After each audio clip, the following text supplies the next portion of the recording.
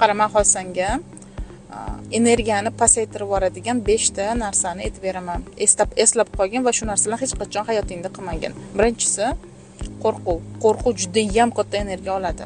Ikkinchisi ko'ra olmaslik. Ko'ra olmagan paytda energiyang, sendagi bor energiya o'sha insonga, ya'ni sen ko'ra olmayotgan insonga ketib qoladi. Shuning uchun hech qachon hasad qilmaslik kerak, faqat havas qilish kerak. Havas qilganda ham energiya ko'tariladi. Uchinchisi aybdorlik hissi. Aybdorlik hissi ko'pincha bolalarga xos xususiyat bo'lgani uchun bu bola pozitsiyasiga tushiladi va energiya, ya'ni o'sha bolaga qarab ketadi. Katta insonning energiyasi bu insonda bo'lmaydi. To'rtinchisi uyat.